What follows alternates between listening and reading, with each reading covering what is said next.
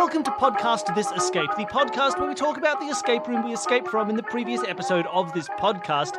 JT, we just did your pirate room. Successfully, Thank you so much. question mark? Successfully, question mark. I don't know how much I kept our failure. I may have cut our failure out of the final edit because we succeeded at the room and we failed at the role play. But thank you so much. That was wonderful. Thank you. I'm glad to hear it. And you solved all the puzzles. I think you solved the room. You won. We won the room. Appropriately did the room. Those jam mermaids saved us. You were perhaps a little too kind to us with your yes-anding of all of the stupid stuff we said. I have gotten notes in the past of, well, I investigated closely. Just because I didn't specify underneath doesn't mean I shouldn't, So anytime you investigate it closer, I gave you something, because that's what I've been trained to do. But you shouldn't have given us the jam. That was your fatal flaw. I took it back. I do want to say, because this has been not bugging me, but I've been noticing it since the beginning, because of where Bill's pop filter is, on the screen, it looks like he's had an eye patch the entire episode.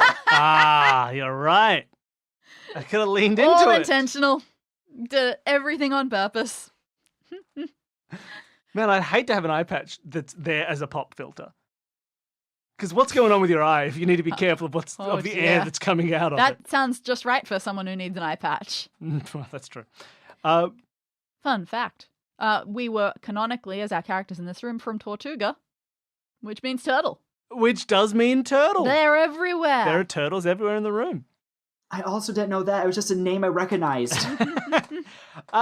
I had a lot of fun with this one. I thought it was really, it's a very nice kind of pirate shippy room. It was a great fun room. It was very satisfying to be able to do piratey things, like use cannons, etc.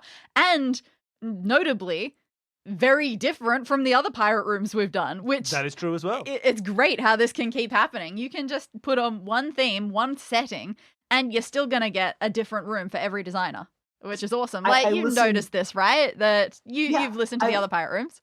I listened to the pirate room, and I was concerned by the things that we had in common, but then I was like, oh, her room is essentially, they're trapped in the captain's quarter and need to find a way to signal the crew.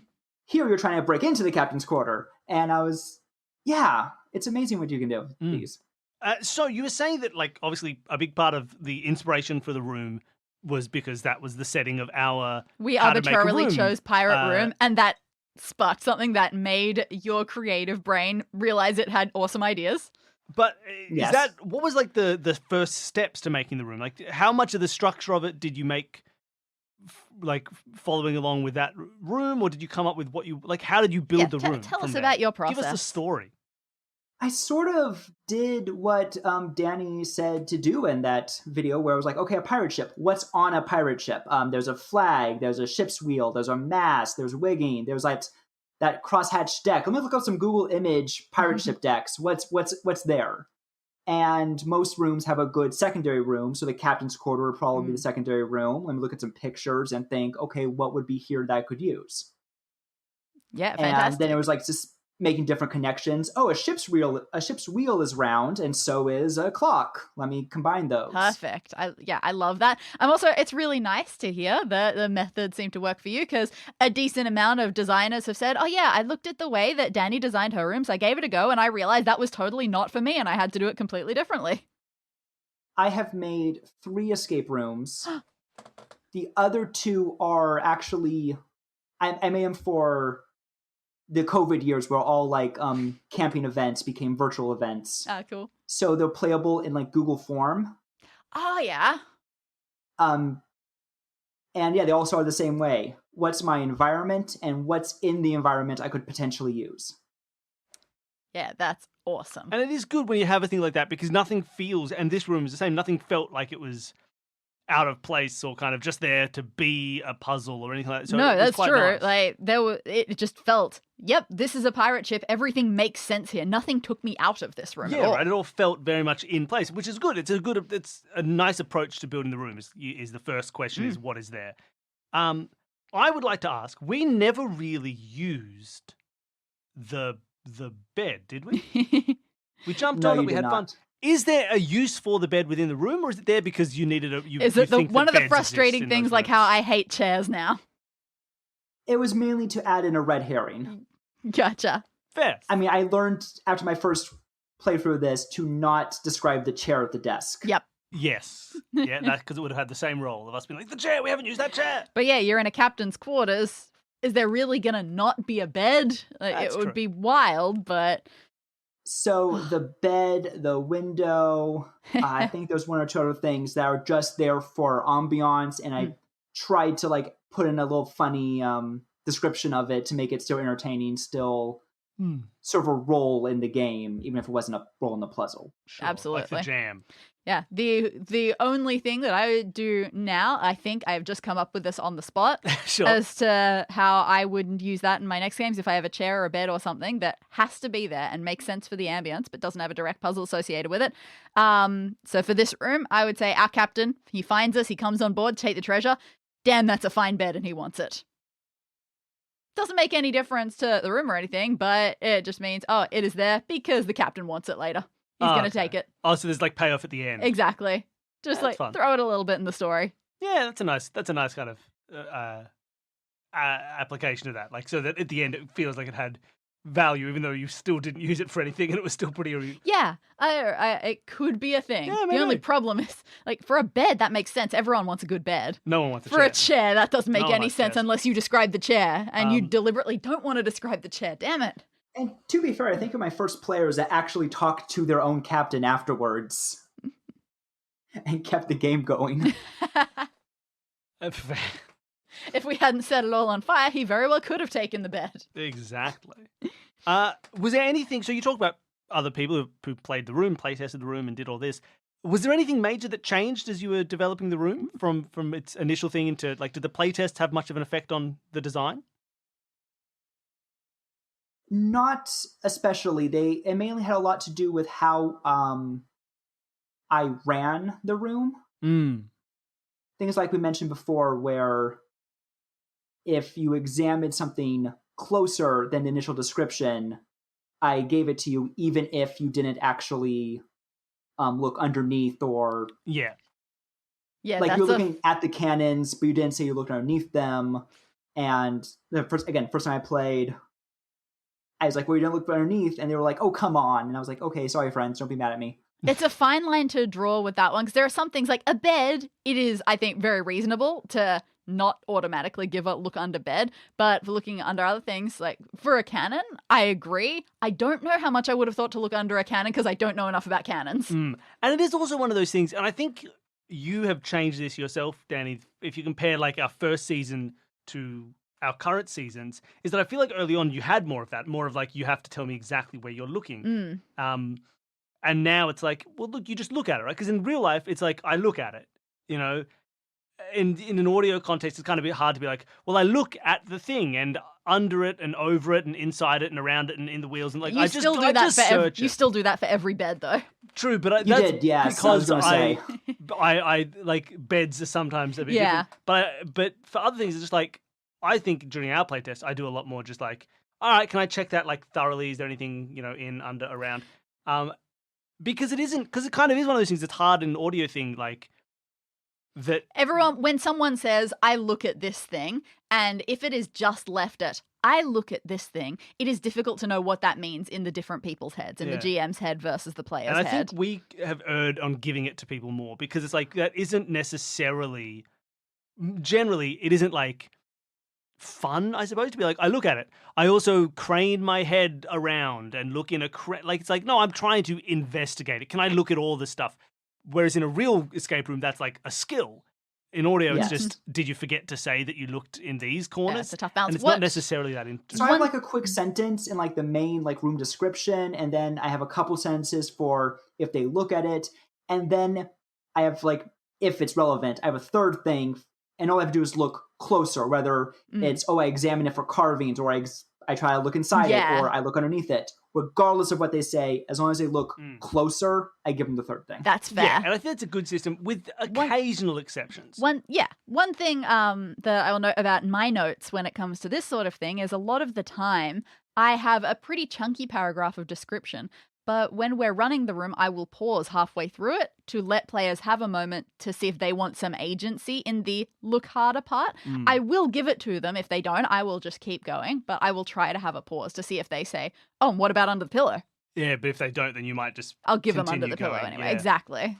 Yeah, No, that's I good. think there are some things, like I reckon if you were to look, say, at the bottom of the legs of a chair, like, you know, like on the parts that are currently touching the ground, Yeah. right? Like if there were secrets written on the bottom of the legs, I reckon you wouldn't give that to someone who just says, I look more closely at the chair. Agreed. Right? Because that's such a... Well, yeah, there are also some things where you want things to be hidden in such a way that they are not going to stumble upon them without further information. And so there are some places where you do have to consider, and I totally agree, Yeah. bottom of chair legs, that's a thing that you are not going to assume that they have looked at. You're right. So And I it would does there go are both ways.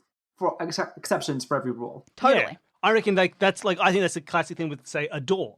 If there is anything on a door, as you are going through it, opening the door, you will see all of that. There's no need, But for example, on this part of the door, or more specifically, what we always do, on the back of a door. Yeah. Because you always look at the entirety of a door when you open it. So someone who's like, but you didn't say you looked at the door while you were opening it, so you never saw the message written in front of you. It's like, no, that's silly. Obviously, in real life, I would just see it. But back of the door is a classic, people just close doors behind them. Very rarely do they then turn and look at what they've closed. So that's where we will often say, like, did you ever check the back of that door? You're like, no, I never did. Because that's a classic kind of like hidden thing, is the back of a door. and then you get the one other problem with that, which just makes it feel slightly less than satisfying, is let's say there is a door, there is something written on the door. You want them to go and look at it. The door is also locked, and they're going to be able to get through it later. They find the key, they go up to the door, they say, great, I walk through that door.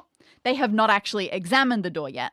At this point, do you say, great, also as you look through it, you see on the door that there is stuff written there. And sometimes, if you're not ready for that, it can feel like you're just shoving it in there and make you feel a little bit... But it is also a general thing, like, of course they I feel like saw it. you have Oh, to. yeah. It Yeah. definitely Because if it was would a real happen. room, they would have just seen it. Exactly. Yeah, it would 100% happen. It's just hard when they're doing something as victorious as unlocking and opening a door Yeah, it to feels sidetrack annoying, them but with that's just one reading. of those things where it's just, how disappointing. Exactly. It would have been nice if you'd looked first. Yeah. Like I had that in our fireman room, You did.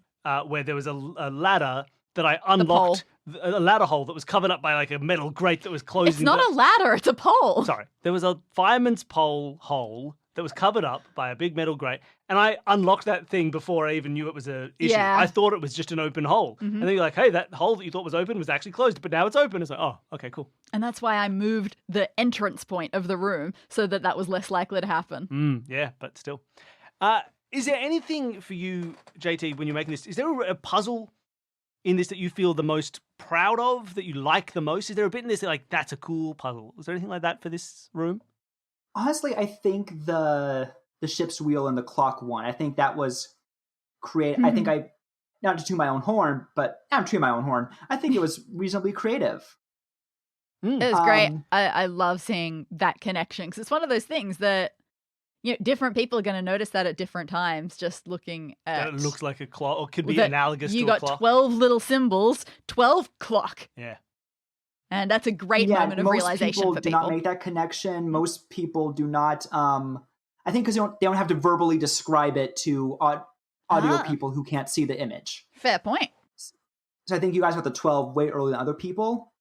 I will say I love, like, Bill got immediately that the swords on top don't have to be on top. Yeah, that makes sense. And typically that is not a connection people make until they've tried the shell and the seahorse in their native positions. That is definitely what I was thinking at first. And obviously, logically, it can move, it can spin around. But yeah, I definitely would have fallen into that trap on my own. Yeah, no, the very first time I made that image, all the symbols were just facing upright because it was easier. And I sure. realized that's not good communication. No, because that would imply that it's in the correct position. That's interesting. So I had to go through and, like, rotate all the little images. That's a very good catch, but you're right, 100%. If you were looking at it and thinking it through, you'd be like, "Oh, this is clearly the right way up because all the symbols are the right way up." So that's a good catch. Yeah. And I think that's something that is hard to think of when you first design it, but incredibly important when you're trying to solve. Speaking of incredibly hard when you're designing stuff, I feel like a captain's wheel when it comes to a pirate ship is one of those things. it is 100% an item that must be on this pirate ship. You need Yes. a How captain's many wheel things puzzle. can a wheel do? And it will get harder. But yeah, it's nice. Likening to a clock, good choice.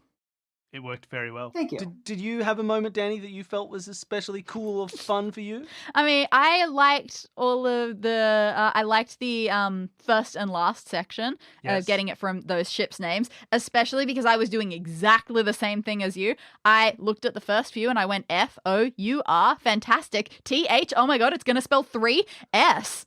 Oh, well, What the that's hell is broken. that? Yep, I did And exactly the same thing. Until I had written it out, even as I was writing it out, it wasn't clicking in my head in that great way that brains work until I wrote it all out and then you said, oh no, it says fourth. Yeah. And I realized that was exactly what I had written. Yeah, it just feels When I wrong. ran this for my roommate and a friend who was over, shout out to Maxim and Katie, they were looking at this and they did first and last. So they did like the first and last names of the ship. Fathom's hardship. What does that mean? Nothing. Okay. What if we put them in like alphabetical order? Oh, Okay, no. that's endless major. What does that mean? Okay. And they That's just kept so going hard. through it. And after like 20 minutes, they got to wait. FOURTH. Oh, it's going to be the No, that's not that. Okay, moving on. How else can we arrange this? And I was pacing at this point because I'd given them all the clues they needed. There's nothing more for me to read. Yeah. And I was just like soundlessly screaming behind them. Finish it. Finish the doing it. Do it. It was your Uncle Og moment. Yeah, that was me doing Uncle Og. They insisted no hints, but eventually I say, hey, you know that thought Katie had 5 minutes ago? It was a good one. Yeah. I will say there was a moment where I definitely wanted to try letters first, but when the last one ended with hardship and I went, it ends with ship, this is going to be words of importance or pieces of words of importance. And I had no idea what I was going to do with that. I will say Fathom's Hardship is such a name that I would use for a role-playing game. That's true. That's such That sounds great. It's me, Fathom's Hardship. It's not a bad combination of words. It It's a just good doesn't mean name. anything. I also enjoyed just in our own thing, not thing that you had to do for the room, attempting to translate Latin without the Yeah, you actual pretty book much got it. first. You pretty much I got ran it. this game for a different group of friends, and one of them is a lawyer. Ah. So when he got the flag, he just translated it Ah, and said, oh, okay, we checked the Lawyer drink cabinet Latin. again. And I'm like, oh, okay. You went to law school. I'll let you skip that step. the legal pirate.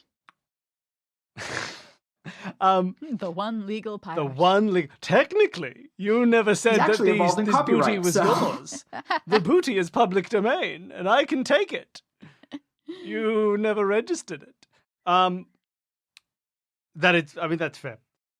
The Latin, but things like that are fun, right? Where you have a room where there's something where, as long as you don't like rely too heavily on it to gate the room, it's fun to have something where like outside knowledge can help, but is not necessary because you have the tools within the. But it's just a the bit of room. fun to show off. Because it's like, it doesn't change necessarily. All it did was it skipped the step of him saying, can I read a book about this? And instead rewarded them as a player for being like, yeah, I just know this. And it's fun to It's be a lot of fun. rewarded We've for had outside that knowledge without once it or breaking the room. We've had that once or twice in a real Right. room. One I specifically remember in Canada, where we needed to do something about aligning planets with the moons or moons with their appropriate planets. Oh, yeah. We just And there kind was of a knew- chart that we could use. We would just need to, run across to a different part of room to consult the moon chart. But we knew enough just about knew the moons that moons. we could stay in place and do it. Yeah. And it was just a I little did bit a of bank fun. vault room. I did a bank vault room that had the same thing about foreign currency. Mm. Yeah. Like Yeah. there was a guide somewhere that had a little pamphlet that had like all the different foreign currencies and what country they're from. But if you knew it, you know it. Yeah. And another one that we had, and this was like one of few rooms that we got our record in because there was flag matching involved. And there was an atlas. We could have matched the flags, but Oh, yes. screw that, we But know just knew the flags. flags. It's like, all right, we've done the flags, done the countries. But it's good. Like, it's a nice feeling It was fun. that still doesn't break the room. Like, I Yeah. think that's one of those things. People avoid outside knowledge very reasonably because you don't want to rely on it. But it's nice to be able to reward it occasionally. It's hard to incorporate a way that works. I always want to do that because, like you're talking, I want to make trivia rooms and rooms where you can learn stuff in them, but that's incredibly difficult to incorporate. I feel I like haven't figured once it out yet. we got through a puzzle quickly by doing simultaneous equations. Oh, for sure. I want to say is something that happened to us at some point. Definitely, we had to use simultaneous equations for things. It's just a way of avoiding having to do trial and error. True. And it makes you feel like a genius while you're doing it. Genius! And it's very simple stuff. We brought algebra to you. I am intrigued. There's always a good thing, and I think this happens a lot in Danny's rooms, which is you look at a thing, you think, here's a silly idea, and then it turns out to be correct. Like firing the cannons rather than finding a replacement wheel. It was like, oh, maybe we could do that. Oh, maybe not. Ha ha ha. And then it is right. And it's a fun feeling. Like, I should have just trusted my gut and done the stupid thing. Yeah, It was as smart. soon as you said that, I went, oh, yeah, wow, that makes sense. Let's not do it yet because that'll be fun drama for later when we actually want to, because that's a big dramatic moment. You don't want to start with the big dramatic moment. But yeah, you're right. As soon as you said it, it was either try to change a wheel or explode something. Come on. It's more fun. I think that move the cannon puzzle, I don't know how much of it, but I think I took that at least partially from the pseudo room you guys set up. In Oh, that really? Oh, so I'm episode. just complimenting Yeah. myself. You're how great, us. We're so good. I don't know how much of it was me, but was you guys or me, but I think at least some of it, I think that puzzle was taken from you guys. That's hilarious. Well, I mean, you know what? That kind of makes me feel better. I don't, like, you can look back on yourself 5 years ago and hate what you hear. It's nice to know there's a chance that's not true. Fair. So one of the things that didn't really get addressed, and we kind of pointed this out as we were playing, was like you smartly, like the masts clearly existed, but you didn't mention them in the room description. Ah, yes, the So we difference didn't- of things that happen in the intro versus the when you take in your surroundings Exactly. moment. And so we Crafty. didn't look Right. at the masts, and when I did, even then it was a bit of a throwaway, just in case. Was there anything on those masts? Was that something that you deliberately did? Did you ever, like, think about having them in the room description or not? Or how deliberate was that as a process? I put the flag fluttering in the breeze in the very intro paragraph. So I get before the description, but it was mentioned. The mast, because it didn't really add anything, I left them out. I think very smart. I Very mean, smart. I actually broke a couple off just so I wouldn't have to mention them or explain anything or have red herrings or anything. That actually was an interesting point that I looked at the flag immediately. Was that the first thing I did in the room? Pretty much. I That think so, feels yeah. extraordinarily lucky. I would have forgotten about it. I 100% would have. When you mentioned it that first time, I'd already forgotten about it, right? so I'm glad you mentioned it. I'm just lucky I have such a bad time drawing Jolly Rogers. Otherwise, I probably wouldn't have even tried drawing one. Would have forgotten about the flag immediately. Fair. At some point, you would have asked, have we looked at everything that can be looked at? And Oh, I'm sure we could have. would have And then said. we would have felt like fools. But we didn't need to. We felt like But- smarties instead. Whew. no, you guys did very well. With all of our tangents, it took you guys an hour and 11 minutes. Oh, and we spent at least 45 minutes talking about Christmas. I don't know which one of our tangents I cut out. Something silly. Screaming about Digimon. I think that was before we started I think that was recording, so I before don't the know rec- if that counts. Well, yeah. Look, it was a nice room, and it was fun. It was. I want to say this in a complimentary way. It was very straightforward. Like it was very like you need treasure. Great. Oh, yeah. Explore, we were explore. not confused about what we were after and And what we were sometimes trying I think to do. people get very complex and complicated, and sometimes You've like, given me that feedback in my room sometimes, just going, wait, what's my goal? yeah, sometimes like I'm solving puzzles because they're there, but I don't have Yeah. I don't know what I'm working towards. And this was very goal oriented from the start, and we always knew what we wanted to achieve, which was very Right. nice. It felt good Mm-hmm. to play. Now, one of the things I did was I made like a flow chart of like, here's the door, it's opened by these 3 keys, which are blocked by, and then just made this like tree so I could tell, okay, here's where the puzzles get nested. This branch is too short. I need to add something to that puzzle, yada, yada. Perfect arrowing. Yeah, exactly. It's a very good way to structure a room, and it did kept us. And but it wasn't just like puzzly flow wise. Thematically, it was good. Like we knew what we wanted, and I liked that. I liked from the start. I was like, "There's treasure. It's on the ship. It's probably locked away. Start opening stuff. Find that treasure." And it just felt very easy to play through because of that, which was lovely. Good. Glad to hear it. Is there anything else fun to ask or talk about with this room? There was something. Did There we was get something through? you mentioned you wanted Yeah. to talk about. Different solutions possibly to the cannon puzzle. Was it something like that? Or was it something different? It was something about the cannon. We were asking, like, at the point where we were saying, does it have a I remember cannonball what in it it? was.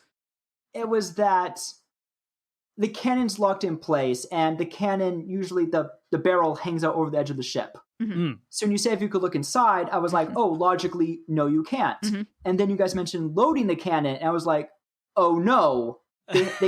I gave them cannonballs and gunpowder to load the cannon with. Ah. But now they can't. I guess it's already loaded. Good point. Mm. Didn't notice that and jump. that didn't seem like a cheat to me because you still found the tools needed to do the thing, even though I didn't make you actually load the cannon.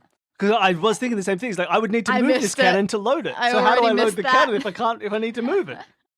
The first time I ran this room, I had the cannons, I had the gunpowder, and I thought that was enough for them to go. But the people playing were like, wait, we have nothing to light this with. Oh, I guess that's not the solution. Let me look at Yep, something else. I would have done the and same. I had to jump in and say, hey, no, you probably have a match on you or something. And so I added flint quickly to the description of the supplies.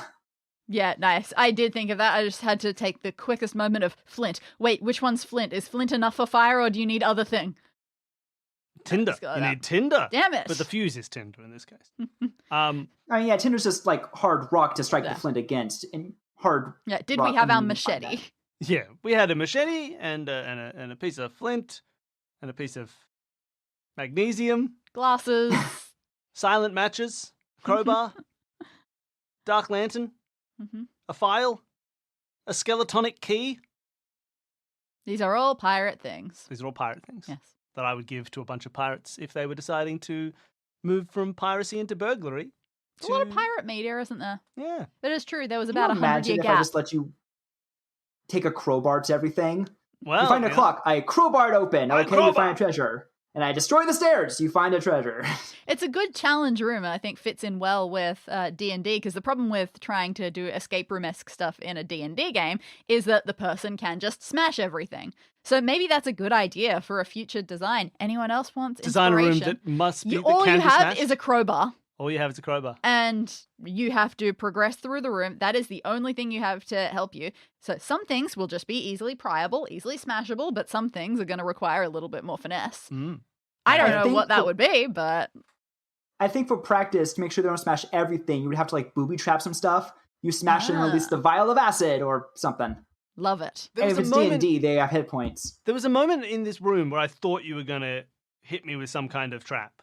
I can't remember what it was. There was just something about your description of us opening something, and I was just so prepared for something to blow up in our face. I can't remember what it was.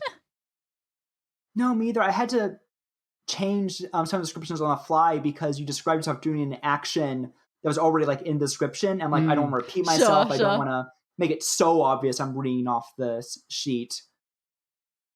Yeah, it is interesting. It is the whether or not you change, how much descriptions change is interesting, or whether or not like okay, sure, but here's what you actually do feels relevant or good. You know, it's an interesting kind of dance, and I suppose it depends on the player how much they expect that or not. Yeah. Um, I have definitely had moments where I've been reading my script and I've just halfway through a sentence realized, wait a second, based on exactly how they did that, that doesn't work anymore.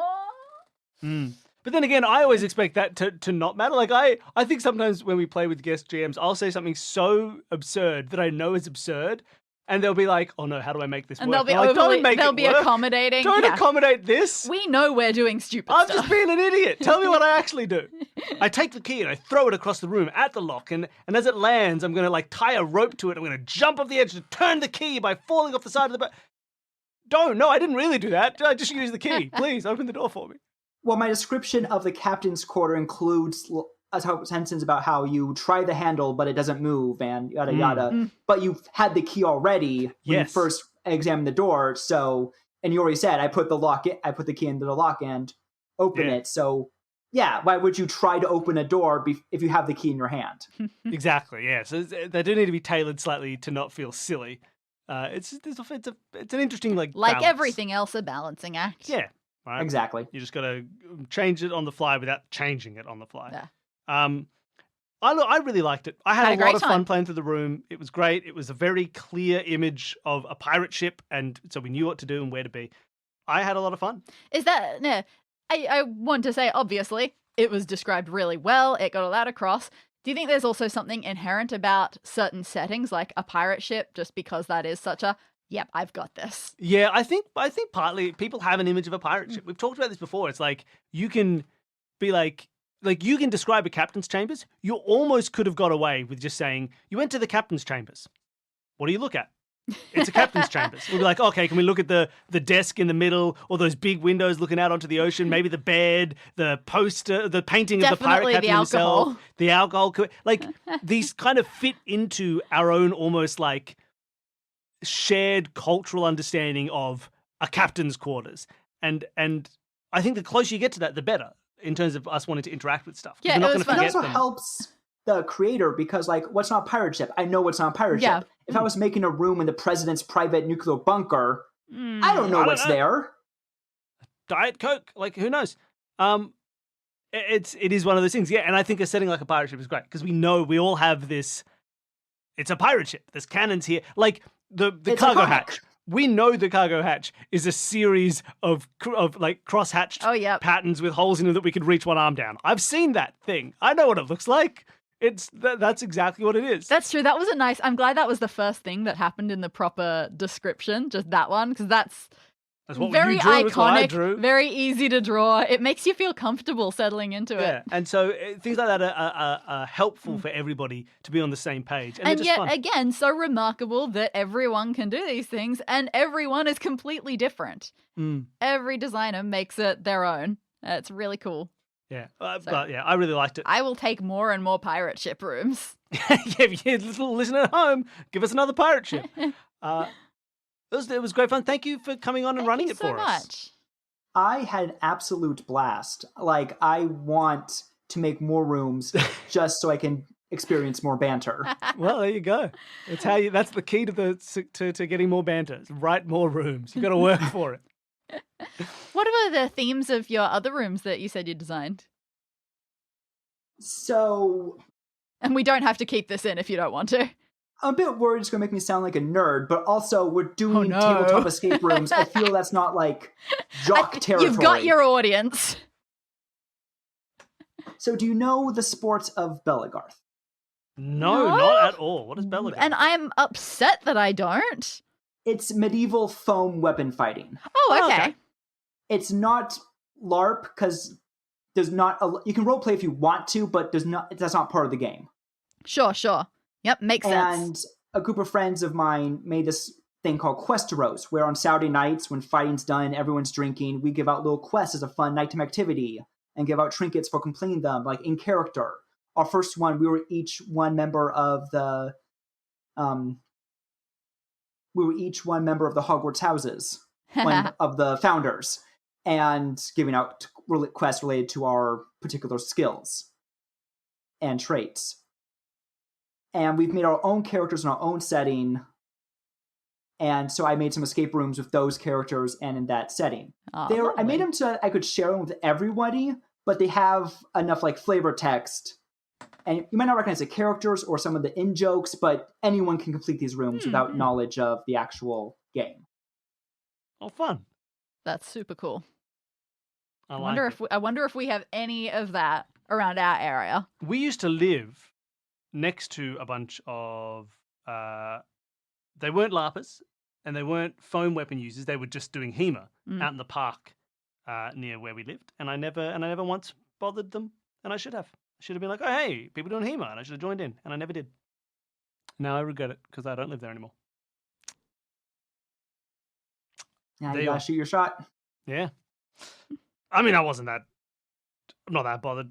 I already do traditional Japanese weaponry, so I don't need more. It would have been as a fun thing rather than a lost opportunity. Would you like me to send you the links to those rooms? Like I said, the Google Forms, so you can do them without me. Oh, that's fun. In that case, yeah, that'd be brilliant. That'd be heaps of fun. Please, email them after this. Love to. I like Bill. Oh, wait, you're not participating? Absolutely, 100%. No, I don't have to schedule and organize recordings and things. Yeah, that's great. That's great. And look, if you ever have another full room like this that you write and you want to run, like let us know and we can get you back on and do another one. Oh yeah, you're welcome back anytime. It's great. It was a lot of fun to do this one. I don't have any inspiration at the moment, but I would love to do another room. Yeah, beautiful. Yeah, the crowbar wasn't enough. Yeah, come on, crowbar room. What are you talking about? I keep wanting to make one for like my Digimon game, and I just keep thinking, they're Digimon. Why wouldn't they just blast through everything? This is going to be the tricky one. Like, this is the second time in recent times that the idea of a Digimon room has come up, and I do have some pressure to make one. Well, look, War Greymon can't blast his way out when he's surrounded by Metal Seadramon. If all the walls are made of Metal Seadramon, then what are you going to do? Metal Seadramon, that's a scary one. Metal Seadramon! That's probably how it sounds. Wait, who did you say couldn't blast out? War Greymon? You reckon War Greymon? Excuse me. In the anime, I believe he is specifically there just to fight Metal has Seadramon. Draymond Destroyers on his arms, and he killed Metal Seadramon by flying through the snout and all the way through the body. Fine. Just give him. Everyone's only got Agumon. What a who can't do fake anything. nerd. Everybody's only got. Who does Pepper Breath? Yeah, that's Agumon. Agumon. Yeah, that's Agumon. What is What's the stupid? Who does Boom Bubble? That's Patamon. Patamon. If we give everybody Patamon, there's no way they're getting out of anything. Boom Bubble doesn't do anything, you idiot. It's a weak. And Patamon can fly, so you losers. could do something with a lot of verticality. Actually, that'd be an interesting. Yes. You could have. You could be a creep jumping on like Angemon's back, where it's just like, I don't know if you're a kind of a pet or a friend anymore. You're just like a big man. You're just like a grown man. I'm Angemon. Give me treats. Yeah, we're good friends, little girl. You're a creep, man. You're like an old angel man. I'm going through the podcast, and I'm only on the Descent of the Cullidans story arc. Oh, yeah? Have you done an escape room where the participants could fly? I don't think we have ever done a flying room. We have slightly, I believe, in Land's guest GM room where we had superpowers. I believe one of us gained some flight power. Have some flight power for a little bit in one of the rooms. But in general, no. We haven't done bird person room. No, vertical rooms, not one that I'm very experienced at. So thank you so much for coming on to Running the Room. We had heaps of fun. Absolute pleasure, and I hope that we get the chance to play another one in the future sometime. Yeah, if you have another one, let us know. Not too soon. We don't want to take all of your creative stuff and just use it for our own. Yeah, that's true as well. That's fair. I had so much fun. Thank you so much for having me on. I as soon as I come up with another room idea and fully develop it, I will reach out again. Yeah, beautiful. Fantastic. And thank you everybody at home for listening. I hope you enjoyed it. Thank you, Danny, for playing with us. For everyone at home, if you want to help support the show, it's always appreciated. You can leave a review. You can just spread the word in person, online. Word of mouth is one of the best things for podcasts. People need personal recommendations because there's so many podcasts out there. So tell a friend, tell an enemy, tell an acquaintance. Tell your most famous friend. Tell your most famous friend, whoever that may be, unless it's us, in which case, get better friends. Thank you so much for listening. Friends? If you want to support the show as well, you can sign up for the Patreon. Anybody who signs up at any level can appear as an NPC in one of Danny's rooms. And then there's also a whole... Or in this room, like Captain First and Last. Like Captain First and Last. Thank you. And then there's a whole series of... There's a new bonus episode every week for patrons at the $5 tier and up. There's playtest audio. There's 2-minute mysteries. There's a whole bunch of weird, fun, silly stuff. And there are badges for other donors. And it's just a really helpful way to support the show and solve this murder and anything else that we create and do. It just helps us make cool stuff. So thank you so much to all of the supporters who are on Patreon. And if you want to sign up, please do. And we'll say thank you in person. All right. Thank you, everybody. Thank you, Danny. Thank you, JT. Bye. Thank you, Danny. Thank you, Bill. See ya. Bye.